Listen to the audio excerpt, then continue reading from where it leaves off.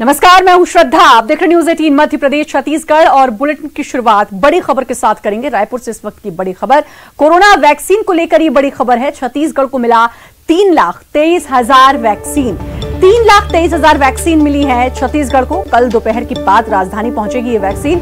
रायपुर से जिलों में इस वैक्सीन को भेजा जाएगा। आपको बता दें कि 16 जनवरी से वैक्सीनेशन की शुरुआत होगी। पहले चरण में 2,67,00,000 लोगों को 2,67,000 लोगों को वैक्सीन लगेगा और कल ये वैक्सीन पहुंचेगी रायपुर। तो 3,23,000 वैक्सीन कल दोपहर बाद राजधानी पहुंचेगी। इंतजार भी इसका, क्योंकि कोरोना काल अभी तक जारी है और इस बीच लोगों को बहुत मुश्किलों का सामना करना पड़ा। पूरी दुनिया एक तरीके से ठप हो गई थी, थम गई थी और अब उसके बाद जब वैक्सीन आई है तो लोगों में उम्मीदें भी हैं। हालांकि इस वैक्सीन को लेकर राजनीति भी अपने चरम पर है, लेकिन कल इस सब के बीच रायपुर वैक्सीन की पहली खेप कह सकते हैं इसको, ये पहुंच जाएगी, जिसमें 3,23,000 इसकी संख्या है और कल दोपहर बाद ये पहुंचेगी। और 16 जनवरी से, मतलब कि तकरीबन 3-4 दिन बाद ये वैक्सीनेशन की शुरुआत कर दी जाएगी। पहले चरण में 2.67 लाख लोगों को ये वैक्सीन लगेगी। अवधेश जुड़ चुके हैं हमारे साथ, हमारे संवाददाता। अवधेश, इसका इंतजार भी लोगों को लंबे समय से, क्योंकि कोरोना के समय में लोगों ने जो ना देखा वो कम है। अब इंतजार, और कल पहली खेप पहुंच जाएगी 3,23,000 वैक्सीन। बिल्कुल, काफी लंबे इंतजार के बाद आखिरकार वो दिन आ ही गया कि जब छत्तीसगढ़ में कोरोना वैक्सीन की पहली खेप कल दोपहर के बाद पहुंचेगी।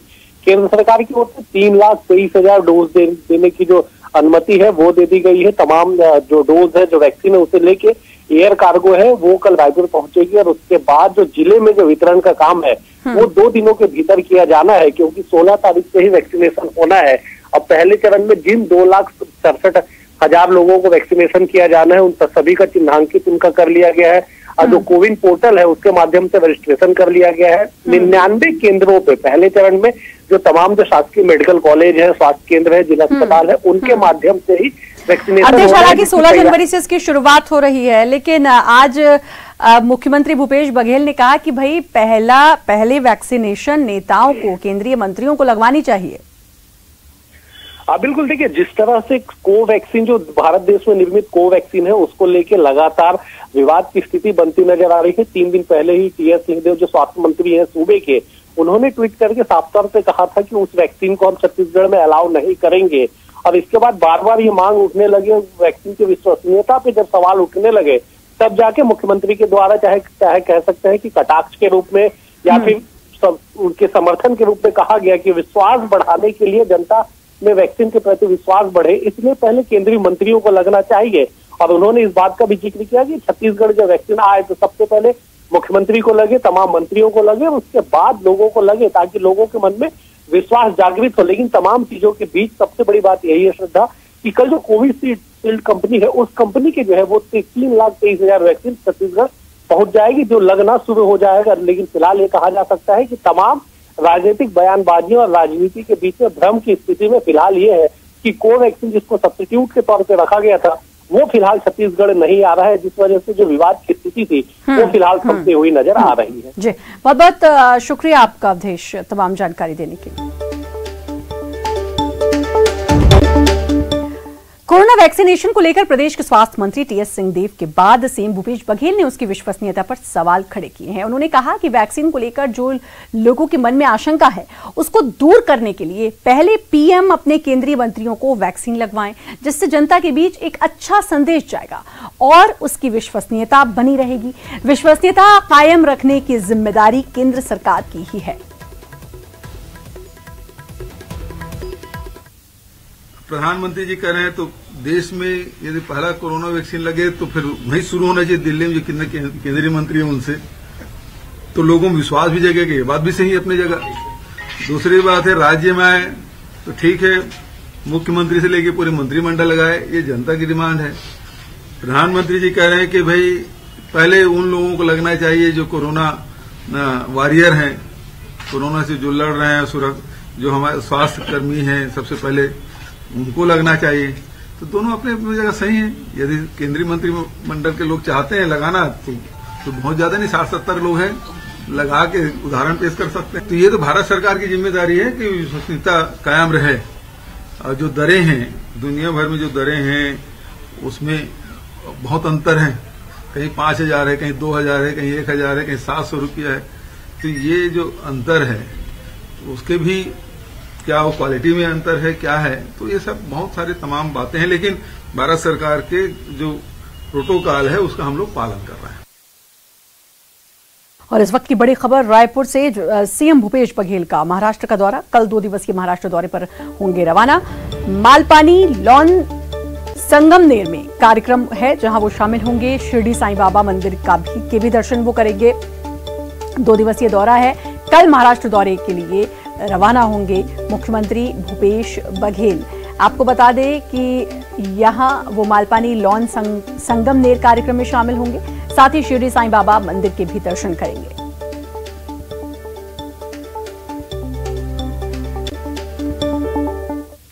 दुर्ग के रिसाली के निवासियों को सीएम भूपेश बघेल ने करोड़ों की सौगात दी। मुख्यमंत्री ने रिसाली नगर निगम के नए कार्यालय का शुभारंभ किया। इस अवसर पर सीएम ने रिसाली निगम में 12 करोड़ 74 लाख रुपए के कार्यों का लोकार्पण और 1 करोड़ 59 लाख रुपए के कार्यों का भूमि पूजन किया। इस मौके पर उन्होंने राजीव गांधी आश्रय योजना और मुख्यमंत्री आबादी पट्टा योजना के हितग्राहियों को भूमि स्वामी अधिकार भी सौंपा। मुख्यमंत्री ने इस मौके पर रिसाली निगम में 30 बिस्तर अस्पताल तत्काल आरंभ करने के निर्देश दिए। उन्होंने कहा कि इस अस्पताल को 100 बिस्तर तक विस्तारित किया जाएगा।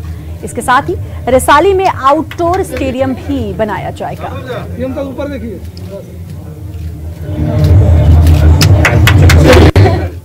दुर्ग से बड़ी खबर, शहीद भगत सिंह की प्रतिमा का अनावरण मुख्यमंत्री भूपेश बघेल ने अनावरण किया। शहीद पार्क का भी शुभारंभ किया। वॉल ऑफ ऑनर में पहुंचे सीएम भूपेश बघेल। शहीदों को सीएम ने श्रद्धांजलि अर्पित की।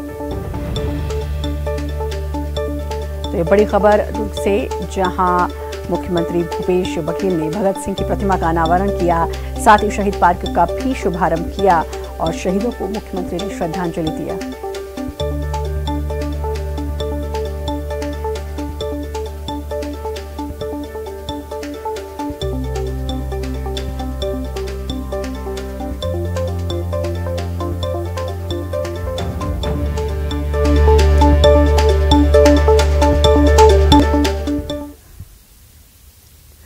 सीएम भूपेश बघेल और पूर्व सीएम रमन सिंह के बीच धान खरीदी को लेकर लगातार वार पलटवार जारी है।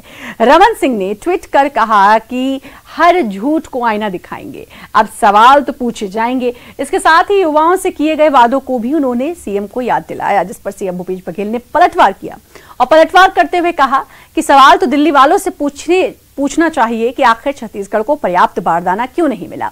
केंद्र में उनकी सरकार है, एथेनॉल उत्पादन की अनुमति क्यों नहीं दी जा रही है। इतना ही नहीं, उन्होंने पूछा कि 15 साल में रमन सिंह ने राज्य के युवाओं को रोजगार देने के लिए क्या किया।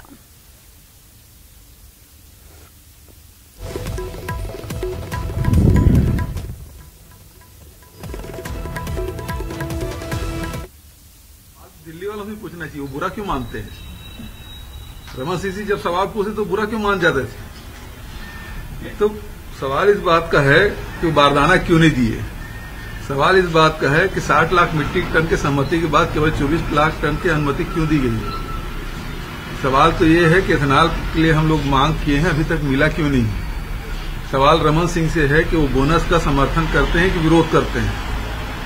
सवाल तो है, सवाल हमसे करें, हम सवाल उनसे करेंगे। केंद्र में उनकी सरकार है, केंद्रीय उपाध्यक्ष भारतीय जनता पार्टी के राष्ट्रीय उपाध्यक्ष है, तो सवाल तो उनसे भी है। रमन सिंह 15 साल रहे, युवाओं के लिए क्या किया।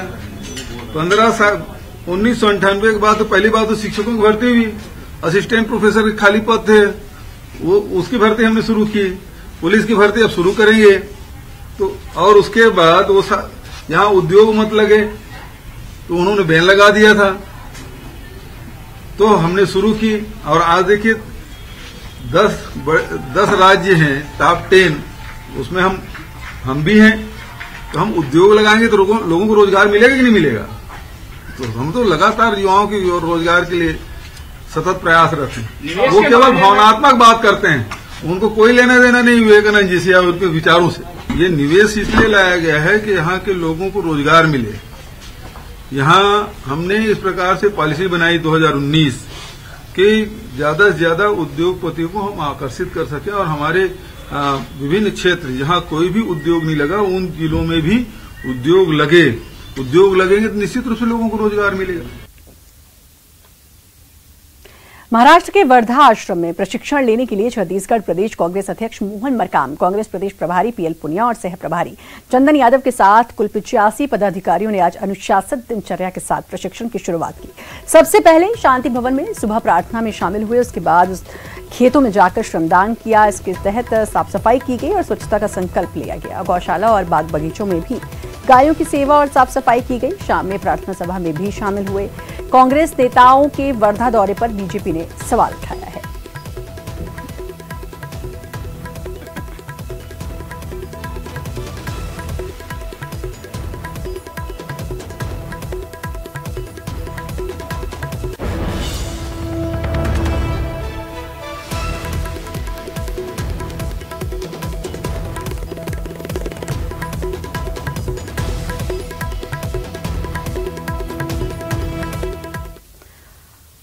सुप्रीम कोर्ट ने किसान आंदोलन पर आज बड़ा फैसला सुनाया है। कोर्ट ने केंद्र सरकार के तीनों कानूनों पर अस्थायी तौर पर रोक लगा दी है। इसके साथ ही कोर्ट ने एक कमेटी का गठन भी किया है। इसमें भूपेंद्र मान सिंह और प्रेसिडेंट भारतीय किसान union doctor Pramod Kumar Joshi, international policy head Ashok Gulati और एग्रीकल्चर इकोनॉमिस्ट अनिल धनवंत, शेतकरी संगठन महाराष्ट्र को शामिल किया गया है। किसानों और सरकार के बीच करीब 8 राउंड की बात हो चुकी है, लेकिन कोई ठोस नतीजा अब तक नहीं निकल सका। साथ ही कई मौकों पर दोनों पक्षों में सख्ती देखी गई। ऐसे में अब जब सुप्रीम कोर्ट की कमेटी बनी है तो सरकार किसानों के बीच बना हुआ गतिरोध टूटेगा और किसी निर्णय की ओर आगे बढ़ते दिखेंगे।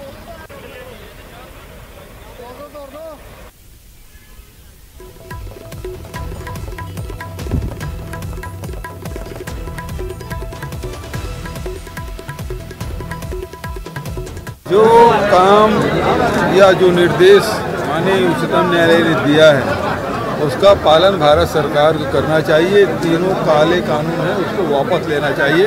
जो किसान मांग कर रहे हैं हम उसकी समर्थन करते हैं। सुप्रीम कोर्ट ने जो फैसला दिया है, राज्य केंद्र सरकार भी उसके क्रियान्वयन के लिए तैयार रहेगी।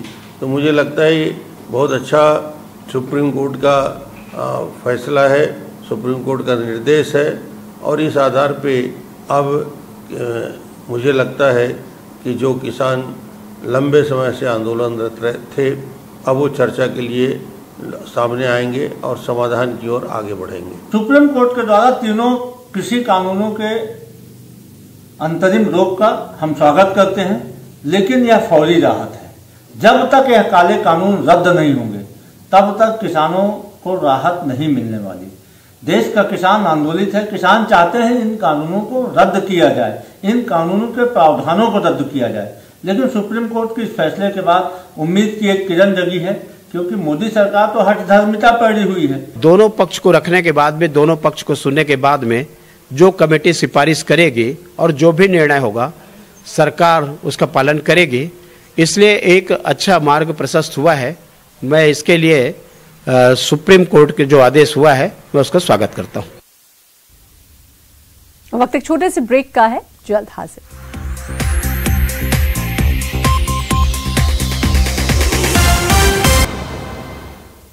ब्रेक के बाद एक बार फिर से आपका स्वागत है। राज्यपाल अनुसुईया उइके ने स्वामी विवेकानंद जयंती के अवसर पर विधानसभा में स्थित स्वामी विवेकानंद की मूर्ति पर पुष्प अर्पित किया। इस मौके पर विधानसभा अध्यक्ष चरणदास महंत, उपाध्यक्ष मनोज मंडावी, सांसद ज्योत्सना महंत, वरिष्ठ कांग्रेस विधायक सत्यनारायण शर्मा और कुलदीप जुनेजा मौजूद रहे। राज्यपाल अनुसुईया उइके ने स्वामी विवेकानंद की जयंती, राष्ट्रीय युवा दिवस की हार्दिक बधाई देते हुए कहा कि स्वामी विवेकानंद के विचारों ने संपूर्ण समाज को एक नई दिशा दी है। लोग उनकी प्रेरणा लेकर हमारे युवा वर्ग आज राष्ट्र की सेवा में लगे हुए हैं। आज मैं उनकी जयंती पर उनको नमन करते हुए उन्हें श्रद्धांजलि अर्पित करती हूँ। जगदलपुर में आरटीओ दफ्तर में भाजपा नेताओं के प्रदर्शन और अधिकारी के नेम प्लेट पर कालिक पोतने के मामले में पुलिस ने मामला दर्ज कर लिया है। आरटीओ की शिकायत पर अजाक थाना पुलिस ने भाजपा नगर मंडल के अध्यक्ष सुरेश गुप्ता सहित 10 लोगों के खिलाफ SC/ST एक्ट सहित शासकीय कार्य में बाधा पहुंचाने को लेकर मामला दर्ज किया। वहीं बीजेपी ने कांग्रेस सरकार के दबाव में कार्रवाई का आरोप लगाया। साथ ही कहा कि बीजेपी आगे भी जनहित के मुद्दे को लेकर आवाज उठाती रहेगी।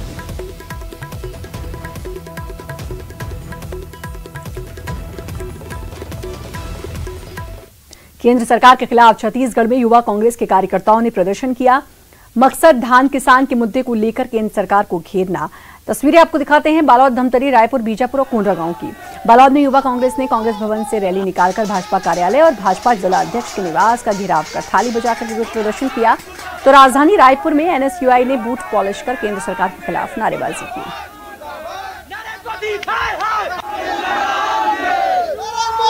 ये तस्वीरें आप देख सकते हैं, ये 5 तस्वीरें आपकी स्क्रीन पर। केंद्र के खिलाफ आप देख सकते हैं युवा कांग्रेस ने प्रदर्शन किया। बालोद, बीजापुर, धमतरी, कोंडागांव और रायपुर की ये 5 तस्वीरें आप अपने स्क्रीन पर देख सकते हैं।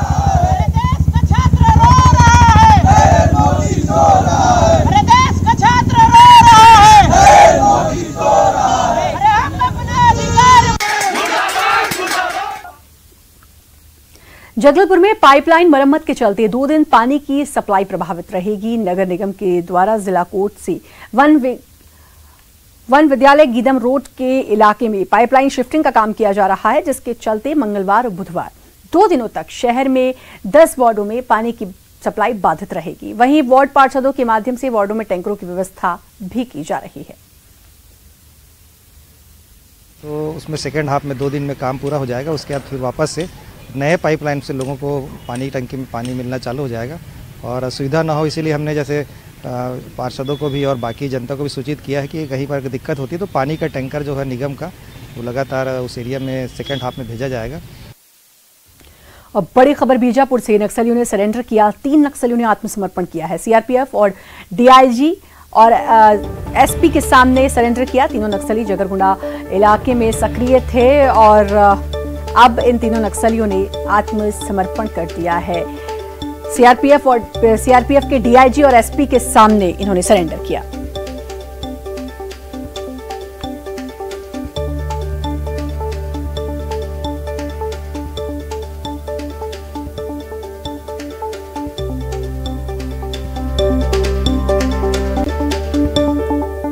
बड़ौदा बाजार में कल शाम पलारी थाना के ग्राम गिर्रा में भीषण सड़क हादसा हुआ था। CCTV फुटेज में आप देख सकते हैं कि ट्रक की टक्कर से कार सड़क पर 8 बार पलटी। हादसे में कार में सवार 4 लोग घायल हुए थे। हादसे का वीडियो CCTV में कैद हो गया।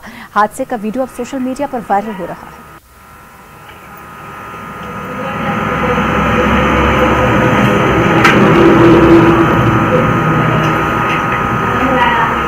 चलने दे। तो तस्वीरें आप देख सकते हैं, ये कल हादसा हुआ था। ये बड़ौदा बाजार के पलारी थाना ग्राम के गिर्रा में ये भीषण सड़क हादसा हुआ। तस्वीर में आप साफ देख सकते हैं ट्रक की टक्कर से कार सड़क पर 8 बार पलटी। 4 लोग सवार थे जो घायल हुए और CCTV में ये पूरा वाकया कैद हो गया।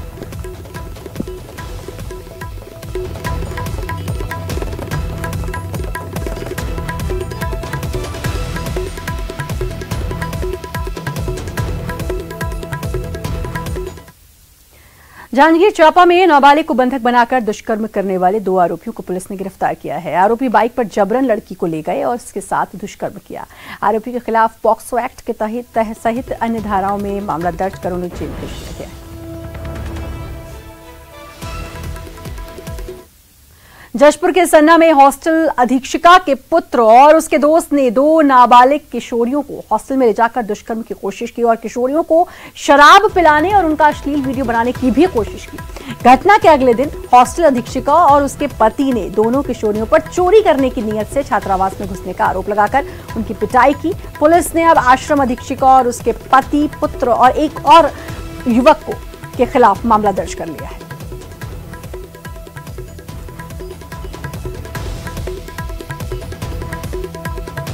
और इसी के साथ फिलहाल इस बुलेटिन में इतना ही, लेकिन बाकी खबरों के लिए आप लगातार बने रहिए न्यूज़ 18 मध्य प्रदेश छत्तीसगढ़ के साथ।